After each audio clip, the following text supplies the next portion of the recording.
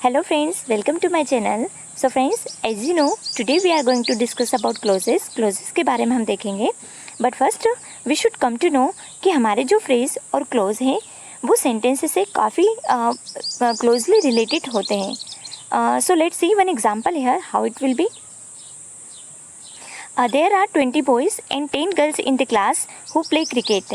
ये एक complete sentence है और इसमें group of words हैं जिनका एक पूरा मीनिंग निकल रहा है, तो इसे हम क्या कहते हैं, सेंटेंस कहते हैं. लेकिन फ्रेंड्स, अगर हम इस सेंटेंस में से कुछ ग्रुप ऑफ वर्ड्स निकाल लें, लाइक हम यहाँ पे देखें इन द क्लास, अगर हम इतना देखते हैं, so these are group of words और इन 3 वर्ड्स का मीनिंग तो निकल रहा है बट ये कंप्लीट मीनिंग नहीं दे रहा है, तो इसे हम क्या कहेंगे, फ्रेज कहेंगे. ये कैसे होगा, कंप्लीट मीनिंग क्यों नहीं दे रहा है? Like if I will tell to you directly कि in the class, so you will think कि क्लास में क्या क्लास में टीचर पढ़ा रहे हैं, क्या क्लास में एग्ज़ाम चल रही है, क्या क्लास में बच्चे पढ़ रहे हैं, क्या क्लास में बच्चे मस्ती कर रहे हैं. So like this questions will arise in your mind और ये हमारा कंप्लीट मीनिंग नहीं हो रहा है, सेटिस्फेक्शन नहीं मिल रहा है इसमें, तो ये हमारा क्या कहलाएगा, फ्रेज कहलाएगा. Friends, here we are discussing about phrase because जब आप क्लोज के बारे में जानो तो दोनों में कन्फ्यूज़न क्रिएट ना हो, इसीलिए हमने फ्रेज को देखा था. ठीक है, वेल इसी तरह से अगर हम नेक्स्ट 3 वर्ड्स पिक करें, लाइक हम यहाँ पे देखें हु प्ले क्रिकेट, अगर इतना हम देखते हैं तो इन वर्ड्स का भी मीनिंग है बट ये भी हमें कंप्लीट मीनिंग नहीं दे रहा है, बट ये हमारा फ्रेज नहीं कहलाएगा, इसको हम क्या कहेंगे, क्लोज कहेंगे. अब ये क्लोज क्यों कहलाएगा, चलो क्लोज को डिटेल में देख लेते हैं ताकि एग्जैक्टली ये होता क्या है ये हमें पता चले जाए. Well, a clause is a group of related words that contains both a subject and a verb. Close क्या होगा हमारा, जिसमें हमें सब्जेक्ट वर्ब कॉम्बिनेशन होगा, है ना, उसको हम क्या बोलेंगे, क्लोज बोलेंगे. ठीक है, जिसमें हमारा क्या होगा, सब्जेक्ट होगा और क्या होगा, वर्ब होगा.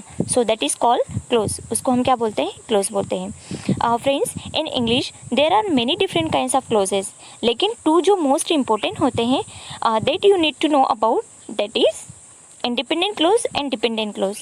So let's see firstly what is a independent clause. Fine.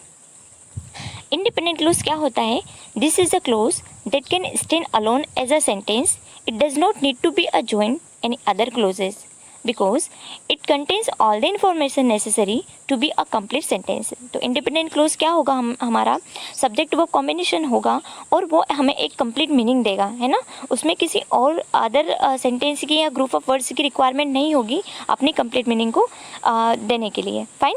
So independent clause होता है जो कंप्लीट थॉट देता है. Fine. So you understood very well this things.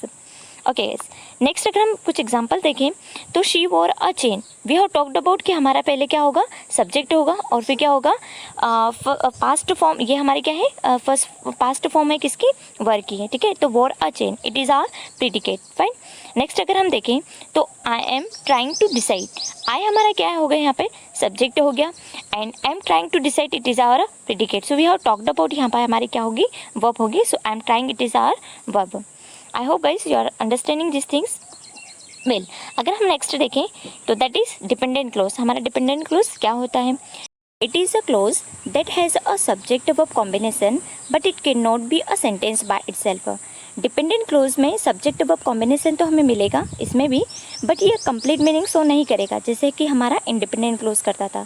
इसको कंप्लीट मीनिंग करने के लिए इंडिपेंडेंट क्लोज में हमें कंबाइन करना होगा, तब जाके ये देगा हमें कंप्लीट मीनिंग. ठीक है, जैसे कि एग्जांपल देखते हैं, that was made of gold. ये अगर हम डायरेक्टली बोलें तो ये हमें दिख रहा है कि ये अनकम्प्लीट मीनिंग दे रहा है हमें. ठीक है, इसको कंप्लीट मीनिंग देने के लिए इंडिपेंडेंट क्लोज में हमें ऐड करना होगा.